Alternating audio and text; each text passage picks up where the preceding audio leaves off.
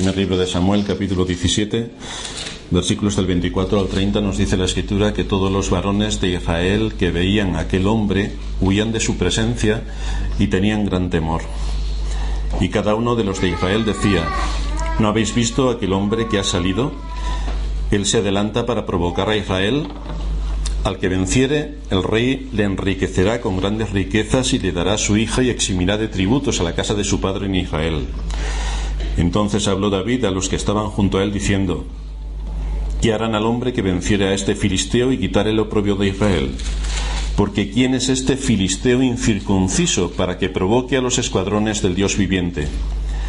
Y el pueblo le respondió las mismas palabras diciendo: así se hará al hombre que le venciere. Y oyéndole hablar Eliab, su hermano mayor, con aquellos hombres, se encendió en ira contra David y dijo: ¿para qué has descendido acá? ¿Y a quién has dejado aquellas pocas ovejas en el desierto? Yo conozco tu soberbia y la malicia de tu corazón, que para ver la batalla has venido. David respondió: ¿qué he hecho yo ahora? ¿No es esto mero hablar? Y apartándose de él hacia otros, preguntó de igual manera, y le dio el pueblo la misma respuesta de antes. Ya hemos estado viendo cómo el pueblo de Israel hacía mucho tiempo que no estaba en comunión con Dios ni usaba los medios de gracia. Así que no debe sorprendernos que esta situación en la que se encontraba Israel fuese aprovechada por el enemigo para presentar batalla. Es lo que nos pasa a todos los creyentes cuando dejamos de usar los medios de gracia, que es el momento adecuado cuando Satanás va a intentar atacarnos con mayor firmeza. Hemos estado viendo también cómo la providencia guió a David para que llegase al frente de batalla. Y hemos podido observar en su conducta que actúa con responsabilidad en los detalles. No se le escapa absolutamente nada. Es responsable delante de los deberes que tiene ante su padre para cumplir con todo lo que se espera de él. Lo cual nos está mostrando que cuando se le asigne una tarea de mayor responsabilidad podrá asumirla. Porque quien es fiel en lo poco, es fiel en lo mucho. Y esto es una pauta de conducta que estamos viendo en David. Y por lo tanto nos debe servir de ejemplo para que nosotros también seamos fieles en los detalles. Porque aquel que no es fiel en los detalles no podrá ser fiel en las cosas grandes. Todos queremos que Dios nos bendiga.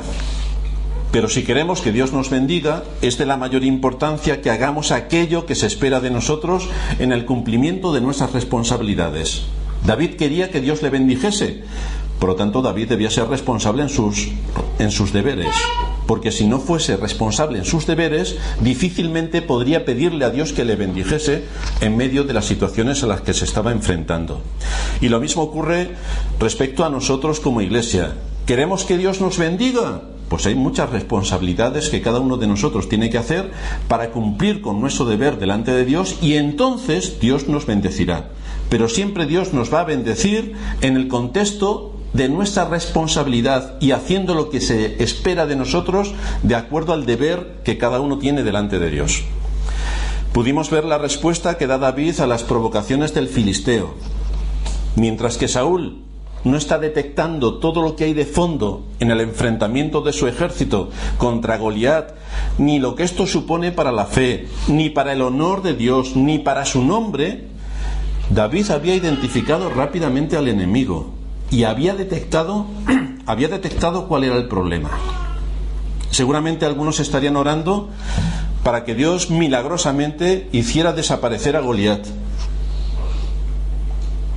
Pero nos preguntábamos también cuántos estaban orando para que Dios les diese fuerza y valor en la batalla. Porque Dios nos pone en medio de un mundo para pelear la buena batalla de la fe. No nos pone en un mundo para que estemos exentos de las dificultades y las batallas, sino que nos da todas las armas que vamos a necesitar para la batalla. Por lo tanto, esto es algo que el creyente debe tener en su mente. Estamos en medio de un mundo que presenta una guerra por todos los flancos. ¿Cuáles son las armas con las que nosotros nos tenemos ¿Cuáles son las armas que nosotros tenemos que usar para defendernos en medio de esta gran batalla a la que somos expuestos? Muchos de los israelitas que estaban en el ejército de Saúl estarían esperando que la solución viniese de fuera y que ellos no se tuvieran que exponer al peligro. Por eso estamos leyendo que cuando el filisteo sale y provoca al ejército de Israel, todos huyen, todos se atemorizan, esperan que el tema venga de fuera, que alguien les pueda solucionar el tremendo conflicto al que se enfrentan. Pero encontramos por otra parte que David confía en que Dios le va a dar fuerzas para defender su nombre. Por lo tanto, vemos aquí dos actitudes entre aquellos que se llaman pueblo de Dios, los que no lo son aunque lo digan, que esperan de forma milagrosa que ocurran todas las cosas, y los que son de Dios, que esperan que Dios les dé las fuerzas para presentar batalla. Unos miran egoístamente su situación. David mira el honor de Dios a quien sirve. Y este va a ser siempre un buen termómetro para medir la situación espiritual en la que nos encontramos.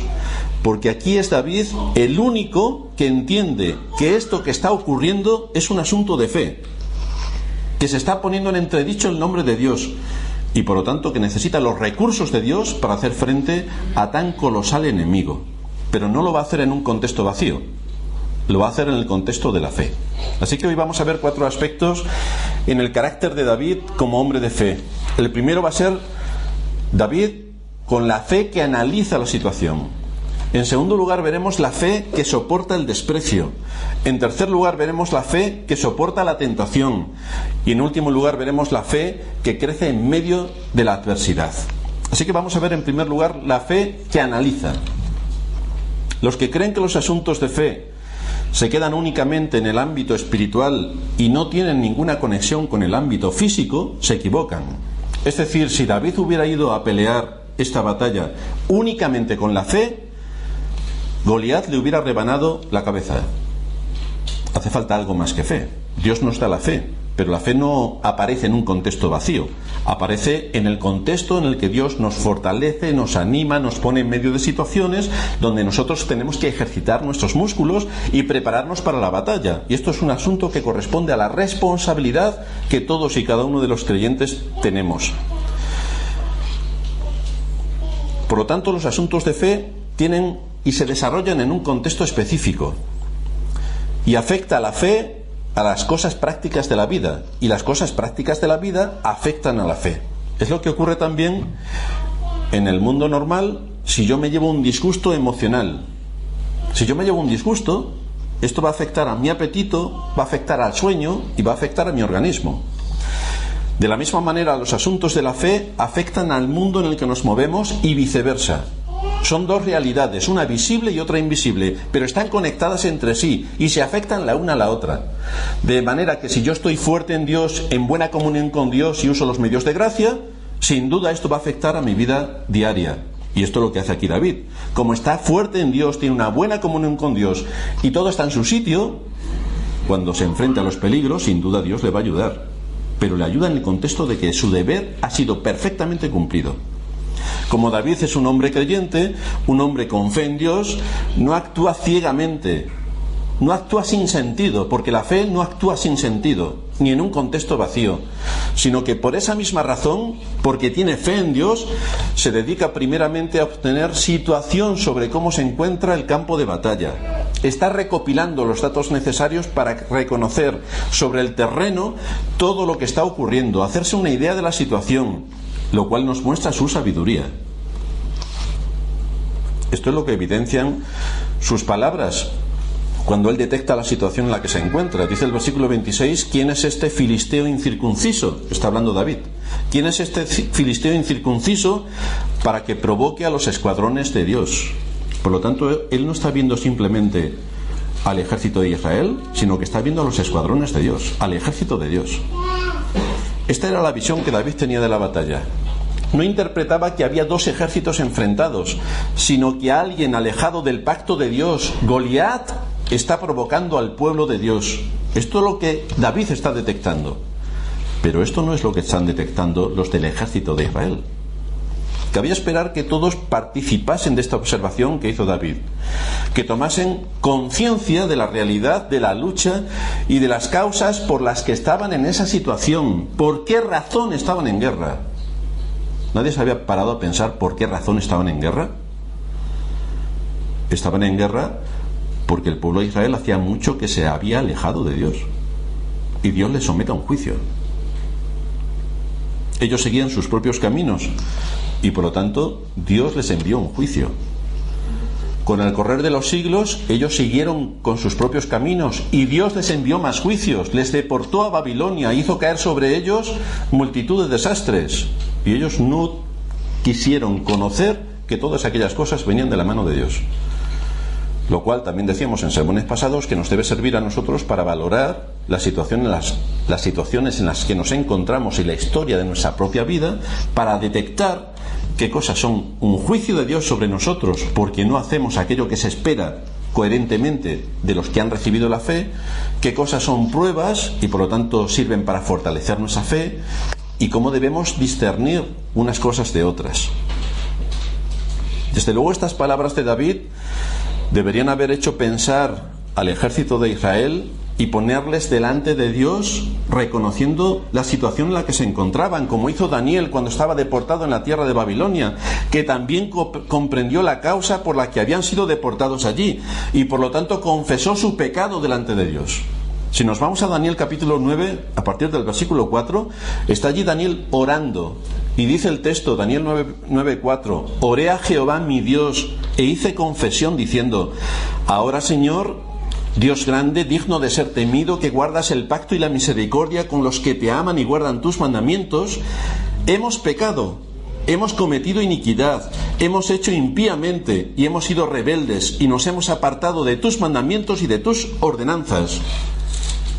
Un corazón sensible a la palabra de Dios, que sabe exactamente que el juicio que Dios ha traído sobre Israel es como consecuencia de su desobediencia. Pero aquí en la historia que nos ocupa, con el ejército de Saúl, no hay absolutamente nada. No hay conciencia ninguna de pecado, ninguna. Por tanto, ellos siguen actuando como si nada de lo que estuviera ocurriendo fuese con ellos.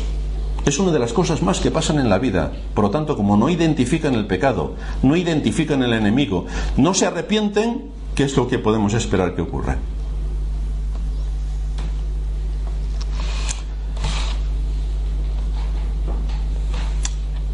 Lo que encontramos, en segundo lugar, es a David poniendo su fe que soporta el desprecio, y es la conducta que viene a ser una síntesis de lo que está pasando en el corazón del pueblo de Israel, la conducta que hacia él le muestra su hermano. Primera de Samuel 17:28, oyéndole hablar Eliab, su hermano mayor, con aquellos hombres, encendió su ira contra David y dijo, ¿para qué has descendido acá? ¿A quién has dejado aquellas pocas ovejas en el desierto? Yo conozco tu soberbia y la malicia de tu corazón, que para ver la batalla has venido. Evidentemente, la relación de Eliab con Dios, al igual que todo el ejército, brilla por su ausencia. De ahí sus palabras. Esta es la razón por la que la observación que hace sobre su hermano no solamente es infundada, sino que es completamente falsa.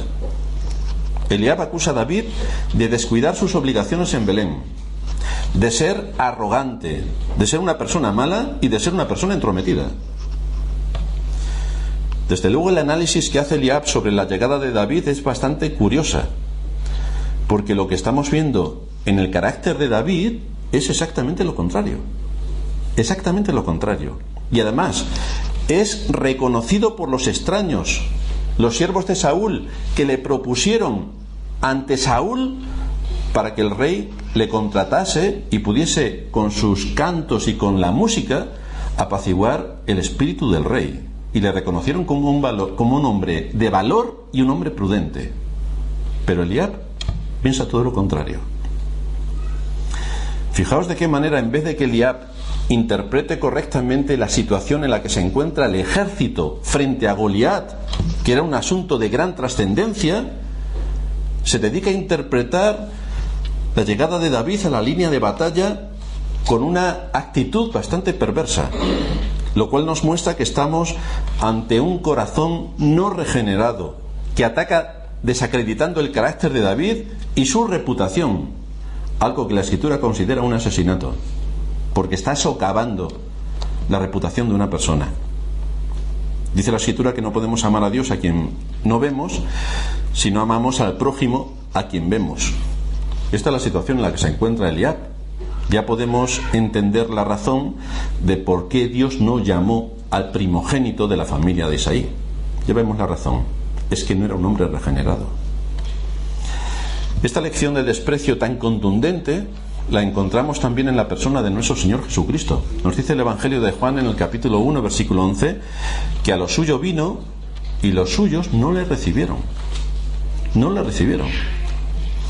Dice Hendrickson, los judíos debían haber reconocido a Cristo, pero se menciona una realidad lamentable. No le reconocieron. Y el verbo que aquí se utiliza en el original no solo significa conocer, percibir, comprender, sino también reconocer como algo suyo propio. Vino específicamente a su propio hogar y sin embargo su propio pueblo no lo reconoció, no le dio la bienvenida, lo negó. Nuestro Señor Jesucristo vino en obediencia a su Padre. Vino para rescatar de la esclavitud del pecado y de una muerte segura a pecadores dignos de la condenación. Y en vez de recibir con alegría todo lo que Cristo trajo, encontramos a los pecadores rechazándolo, insultándolo y lo acaban colgando en una cruz. El que venía a traer bienes, misericordia y gracia, resulta que acaba en la cruz. El mejor comentario de lo que aquí se cita se encuentra en Isaías capítulo 1, versículos 2 y 3. Dice allí el profeta: oíd cielos y escucha tú tierra, porque habla Jehová. Crié hijos y los engrandecí, y ellos se rebelaron contra mí.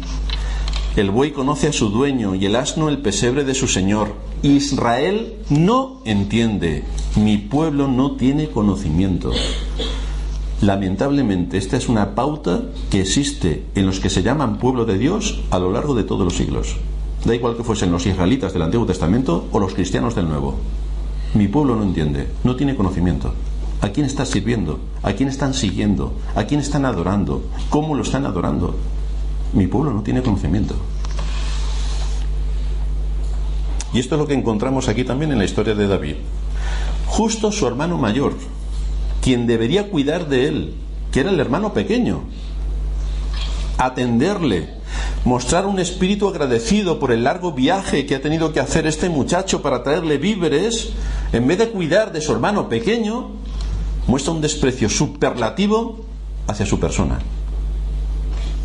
Pero también encontramos que David no se hunde ante el desprecio público al que le expone su hermano. No se hunde. No cae en el victimismo. Pobre de mí. Fíjate, encima de todo lo que he hecho, ¿no? No se dedica a darle vueltas a la cabeza en este sentido. No se deja intimidar. No olvidemos que su carácter ha sido formado en medio de grandes pruebas, de que está preparado para muchas cosas, de que ha afrontado grandes peligros y de que al estar solo delante de grandes peligros, su carácter se ha ido formando, se ha ido forjando y está dispuesto para no solamente las batallas físicas, sino también las batallas mentales. A la vez, también tiene en cuenta el lugar que ocupa su hermano mayor dentro de la estructura de la familia y el lugar que ocupa él como el hermano pequeño dentro de la familia. Por lo tanto, no ataca ni responde a su hermano. No es un respondón, ¿no? Mantiene su posición. Esta situación nos recuerda un proverbio que dice en el capítulo 26 del libro de los Proverbios, versículos 4 y 5: nunca respondas al necio de acuerdo con su necedad, para que no seas tú también como él. Responde al necio como merece su necedad, para que no se estime sabio en su propia opinión. Y esto es lo que hace David. Ante este agravio, David simplemente se hizo una pregunta retórica y se marchó. No se enfrentó a él, no empezó a responderle por el ataque inmisericordia que había recibido. Nos dice el versículo 29 y 30 que David respondió: ¿qué he hecho yo ahora? ¿No es esto un mero hablar? O sea, ¿no estás hablando por hablar? ¿Qué estás diciendo? Y apartándose de él, se fue. Esta es la lección que vamos a encontrar en cada auténtico hijo de Dios. Uno sabe lo que tiene que hacer, lo sabe perfectamente, todos lo sabemos. Sabemos cuál es nuestro deber y nos vamos a encontrar presiones por todos lados para que no hagamos lo que debemos. Vamos a tener multitud de presiones para que no hagamos lo que debemos. Unas presiones vienen de fuera de nuestro entorno, encontraremos a nuestros amigos, a nuestros familiares, a nuestros compañeros de trabajo, a nuestros vecinos, que nos van a bombardear para que hagamos cosas contrarias a la ley de Dios. El asunto es si nosotros cedemos y nos dejamos llevar. Y por otra parte nos vamos a encontrar también nuestro propio corazón, que intenta engañarnos para justificarnos y no hacer lo que debemos delante de Dios. Así que tenemos dos enemigos: uno interno, que es nuestro propio corazón, que es perverso más que todas las cosas y que va a intentar por todos los medios que desistamos de nuestro deber, y otro externo, que va a ser todo el mundo que nos rodea, con las distintas fuentes de presión que tienen para ejercer delante de nosotros y que no hagamos lo que debemos. Por lo tanto, nos debemos preguntar cómo debo actuar ante toda esta situación. ¿Vamos a ceder a las presiones externas? ¿Nos vamos a excusar a las presiones internas? El apóstol Pablo decía: ¿busco ahora el favor de los hombres o de Dios? ¿A quién me debo? En obediencia. Porque las presiones a veces son brutales. Desde la familia las presiones son brutales. Desde el trabajo, para no hacer lo que debemos, las presiones son brutales. ¿A quién debemos agradar? El enemigo de las almas saca sus mayores armas para que caigamos en la tentación. El asunto es cómo vamos a preparar batalla y cómo vamos a presentar batalla para defendernos de este ataque. Desde luego, si no estamos habituados al uso de los medios de gracia, el ataque nos fusila. Solamente aquellos que están habituados a los medios de gracia reconocen e identifican rápidamente al enemigo y se pueden defender de él. Pero los que no estén habituados a los medios de gracia, el enemigo sin duda los barrerá. Por lo tanto, nos vamos a encontrar en situaciones difíciles, donde tenemos que tomar una decisión. O es el nombre de Dios el que queda en su lugar, o entonces cedemos al chantaje. Esta es la situación en la que se encuentra el pueblo de Israel. David la ha identificado rápidamente. Goliat está atentando contra los escuadrones del Dios viviente. ¿Cuál es la forma de actuar que tenemos ante el enemigo? ¿Cuál debe ser la respuesta al exponernos ante los peligros? ¿Obedecer a Dios o ceder ante la voluntad del hombre o mi propia voluntad? Este es el peligro continuo. El creyente debe estar preparado para ser malinterpretado, como en este caso lo fue David delante de su hermano. Debe estar preparado para ser presionado. Debe estar preparado para recibir todo tipo de presiones que le lleven a desobedecer la palabra de Dios. Debe estar preparado, porque todo eso va a ocurrir.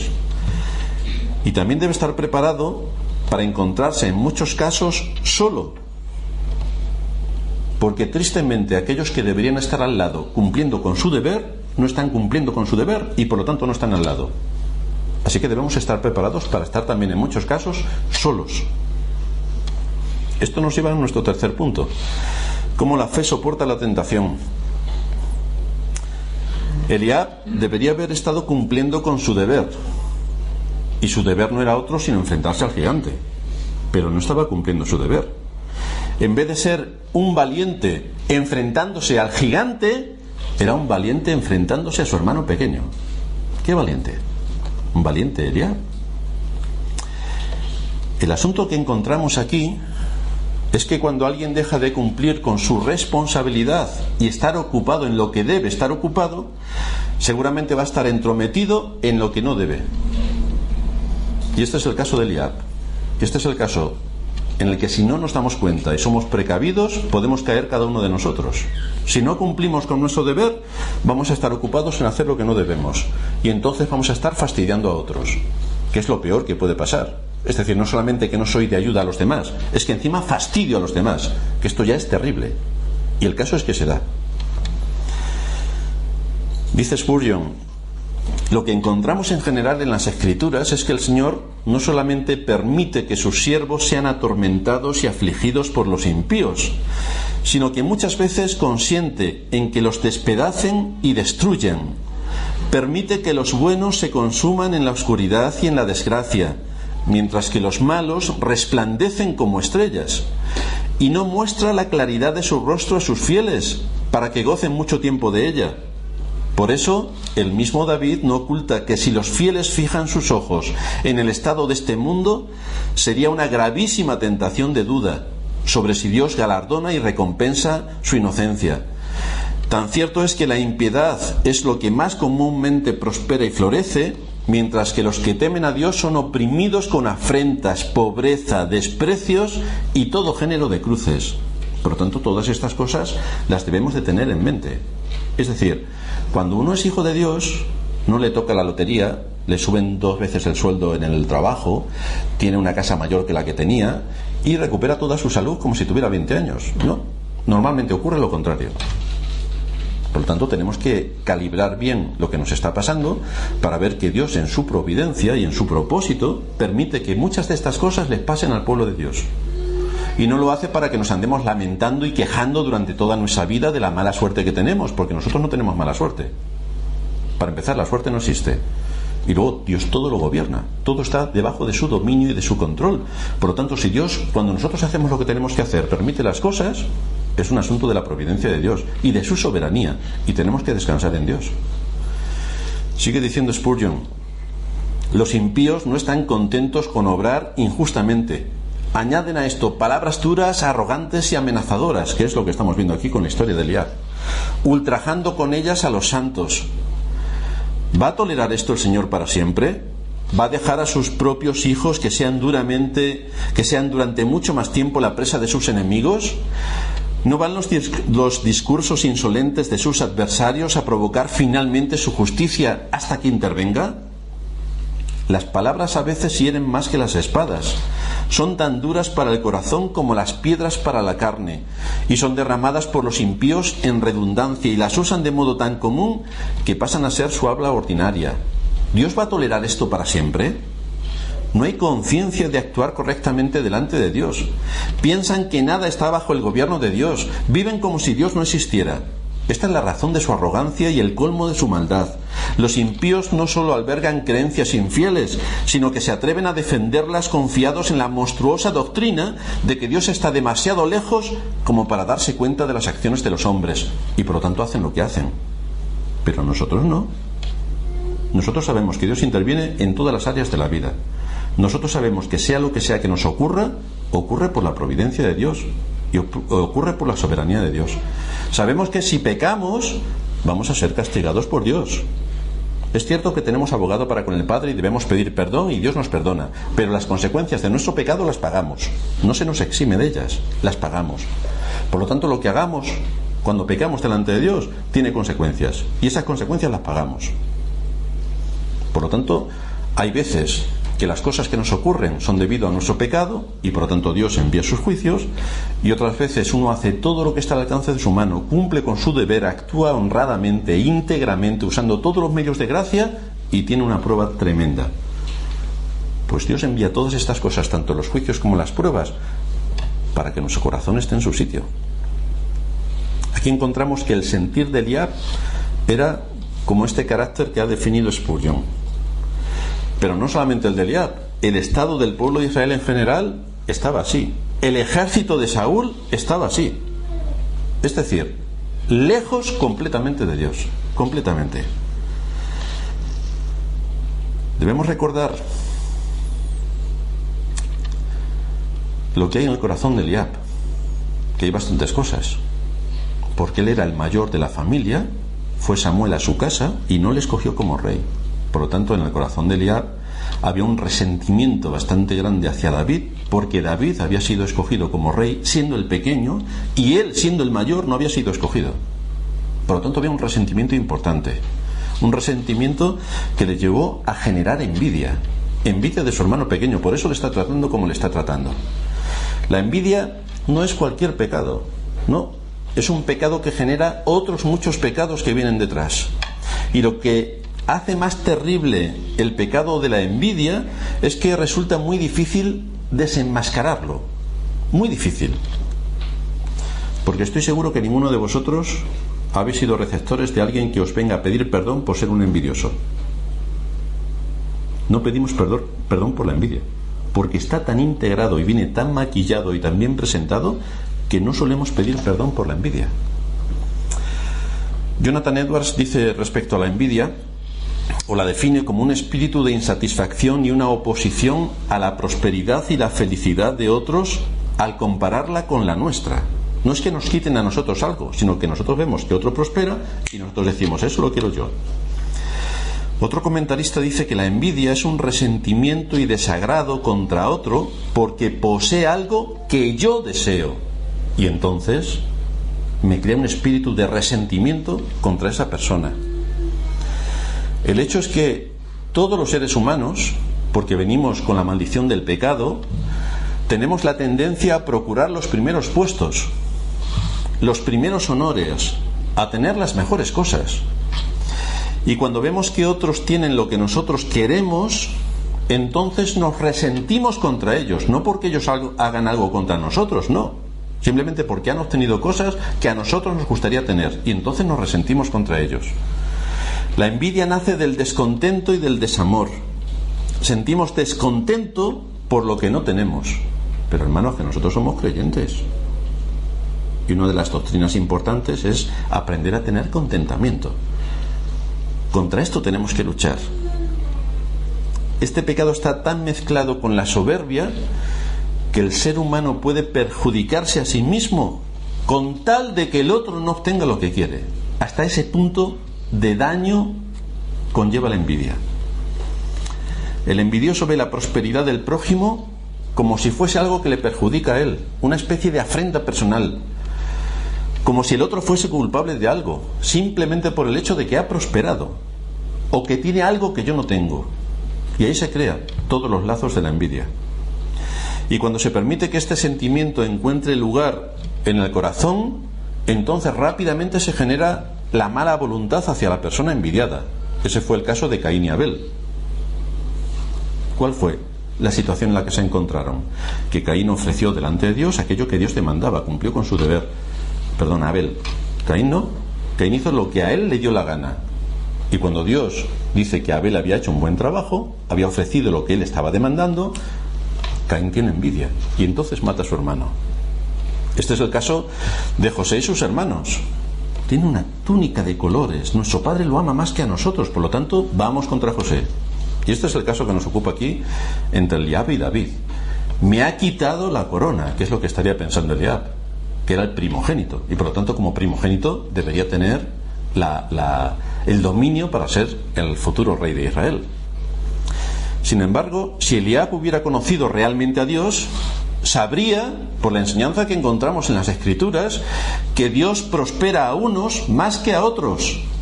Esto es un asunto de Dios. Que Dios da más inteligencia a unos que a otros. Hay gente enormemente inteligente y gente que no lo es. Y además, por mucho que estudies, no lo serás. Eso es un tema que entra dentro de la soberanía de Dios. Dios favorece material, física, social e intelectualmente a unos más que a otros. Y nosotros no podemos hacer nada ante todo eso. Es un asunto que entra dentro del gobierno y la soberanía de Dios sobre todas sus criaturas y sobre todo el universo. Por lo tanto, ¿qué podemos hacer para defendernos de la envidia? Cosa que no hizo Eliab. ¿Qué podemos hacer nosotros para defendernos de la envidia? Solo tenemos que tomar un camino: cultivar el amor verdadero con base en la palabra de Dios. Con base en la palabra de Dios. Muchos se quedan en cultivar el amor verdadero, pero si no tenemos la base de la palabra de Dios, ese amor será rosa y acabaremos haciendo lo que no debemos. La palabra de Dios es la que nos marca el ritmo y los límites de ese amor. Dice Pablo en 1 Corintios 13:4 que el amor no tiene envidia. Así que el amor es el único que puede guardar nuestros corazones de ese terrible monstruo que tanto daño hace y que muchas veces nos mueve a hacerle daño a otros. El amor verdadero parte de nuestro amor a Dios como el objeto supremo de nuestro deleite, como el objeto supremo de nuestro consuelo, como el objeto supremo de nuestra adoración. Y cuando dirigimos nuestros afectos hacia Dios de este modo, entonces surge el amor al prójimo. Pero no podemos amar al prójimo sin amar a Dios. Es incompatible. Lo primero está Dios y el amor a Dios, y como consecuencia viene el amor al prójimo. Pero el amor al prójimo no existe a expensas del amor a Dios, porque entonces no es un amor verdadero. Cuando hablamos de amar a Dios, estamos hablando de amarle tal y como Él se revela en su palabra. Y Él se revela como un Dios soberano que hace con lo suyo lo que a Él le place, conforme a su sabiduría y de acuerdo a su voluntad, y nadie puede pedirle cuentas. Unos somos más altos, otros más bajos, otros hemos nacido en España, otros en otros países, unos hemos nacido en unas familias, otros en otras, unos hemos tenido la posibilidad de estudiar, otros no. Dios ha repartido, según su propósito eterno, cada cosa y las ha puesto en su sitio. Por lo tanto, con todo lo que Dios ha hecho, ¿qué podemos hacer? ¿Quejarnos? ¿Amargarnos? ¿Tener envidia de nuestro prójimo porque tiene más que yo o porque tiene cosas que a mí me gustaría tener? Esto es lo que hace el incrédulo. El incrédulo se resiente cuando escucha hablar de Dios en esos términos. No le gusta pensar en un Dios que tiene el gobierno sobre todas las cosas y que según su propósito eterno y su voluntad da a cada uno lo que quiere. Sin embargo, esa actitud no ocurre con aquellos que aman a Dios. Los creyentes se deben gozar en el hecho de que Dios ejerza su soberanía y haga con lo suyo lo que quiere, porque todo es suyo. Por lo tanto, Dios con lo suyo hace lo que quiere. De manera que nos enseña a tener un espíritu de contentamiento en medio de las distintas situaciones en las que nos podemos encontrar, en medio de nuestras capacidades, en medio de nuestras posesiones y en medio de lo que Él en su propósito nos haya dado. Así que tanto en la interpretación que le dan a la batalla como la interpretación que Eliab le da a la llegada de su hermano, podemos ver un corazón apartado de Dios. Un corazón apartado de Dios. En Israel, en el ejército, en Eliab, una actitud de desprecio por parte del hermano mayor que en vez de acogerle y que se una a él, le desprecia y prácticamente le deja solo. Solo. Casos como este también lo encontramos nuevamente en la vida de nuestro Señor. En la noche amarga anterior a su muerte, el Señor estuvo solo. ¿Dónde estaban sus discípulos? Sus discípulos se durmieron cuando Él estaba pasando sus horas de angustia. Y después, durante el primer juicio, cuando Pedro le podría haber defendido, lo negó 3 veces. No lo negó, 3 veces lo negó. El apóstol Pablo, en sus horas como preso en Roma, se quedó sin sus colaboradores. Esto es realmente increíble. Están con él batallando con todo lo que tiene que ver en la expansión del Evangelio. Y dice Pablo en 2 de Timoteo 4:16: en mi primera defensa ninguno estuvo a mi lado, sino que todos me desampararon. Por lo tanto, si nosotros estamos fuertes en la fe, vamos a sufrir situaciones como esta y vamos a poder soportarlas, porque es bastante difícil que estés luchando para sacar adelante todo lo que tiene que ver con el Evangelio, que creas que tienes a tu lado a hermanos que están luchando por el Evangelio y cuando llegan situaciones críticas estás solo, te han abandonado. Pero esta es la triste situación en la que nos podemos ver cada uno de nosotros en muchas ocasiones, cumpliendo con nuestra responsabilidad, no siendo unos vagos, porque si siendo vagos estamos solos, realmente es donde debemos estar. El asunto es que muchas veces, cumpliendo con nuestras responsabilidades, nos encontramos solos. Y a pesar del esfuerzo, del sacrificio y de todo lo que se tiene que hacer para traer el bien a otros, resulta que aquellos otros a quienes traes el bien son los que precisamente desaparecen. Esto es lo que encontramos también en Cristo. Precisamente a los que venía a hacerles el bien, fueron los primeros en rechazar sus bendiciones, fueron los primeros en pervertir el sentido de sus palabras, los primeros. Pero David no se dejó intimidar porque su hermano le aborreciese, porque su hermano le despreciase. No se dejó intimidar, sino que prosiguió investigando la situación en la que se encontraba. Y llegamos al cuarto punto: cómo la fe crece en medio de la adversidad. Cuando nosotros decimos: Señor, aumentanos la fe, debemos ser conscientes de la petición que estamos haciendo, porque la fe se aumenta y se fortalece a través de las pruebas, y las pruebas son necesarias para que el pueblo de Dios crezca y madure. Los mismos problemas que tuvo David y el pueblo de Israel ocurren también en la vida de todos los creyentes. Han cambiado las formas en las que se nos presentan los problemas, las provocaciones como la que hacía Goliat, las tentaciones, pero el fondo es el mismo, es la lucha del bien contra el mal. Es como Satanás procura por todos los medios quitar la palabra de Dios de nuestros corazones, meternos en situaciones de conflicto y hacer que deshonremos el nombre de Dios. ¿Cómo puede el pueblo de Dios, cómo puede esta iglesia presentarse para la batalla si no hace uso de los medios de gracia? ¿Cómo podemos enfrentarnos a tan terrible enemigo? Los atletas entrenan y se esfuerzan cada día a fin de estar preparados y competir para recibir una corona corruptible, un premio que les dura un año. Pero cuánto más nosotros, que vamos a recibir una corona incorruptible. ¿Cómo nos preparamos para la dura batalla de la vida? ¿Cómo nos preparamos? ¿Realmente nos concienciamos de nuestra labor como creyente y nos preparamos a fondo para la carrera? ¿O nos quedamos tranquilamente sentados como el ejército de Israel esperando que Dios actúe? Porque el enemigo es tan poderoso que nosotros ya hemos desistido de la lucha.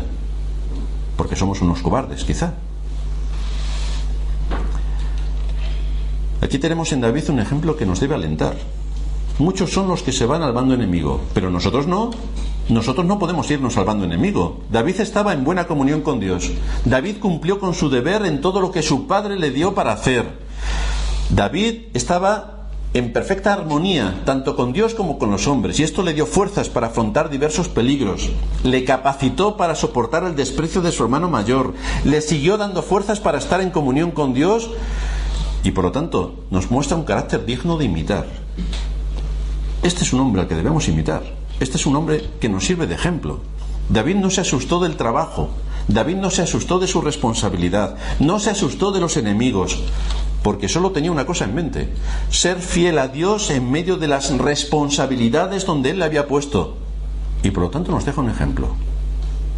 Tú eres fiel a Dios en lo poco como David lo fue, sin duda Dios te bendecirá. Si queremos honrar a Dios en medio de nuestra generación, como hizo David, debemos tener firmemente atado a nuestra mente ejemplos que nos sirven de imitación. David es un ejemplo a imitar. Pues vamos a copiar su ejemplo, vamos a copiar su conducta, vamos a copiar su comunión con Dios, vamos a copiar por tanto su entereza. Y veré como todo en la vida empieza a encajar cada cosa en su sitio, porque el mismo Dios de David es el nuestro. Y lo que Dios hizo con David, por supuesto que lo puede hacer con cada uno de nosotros. Vamos a terminar en oración.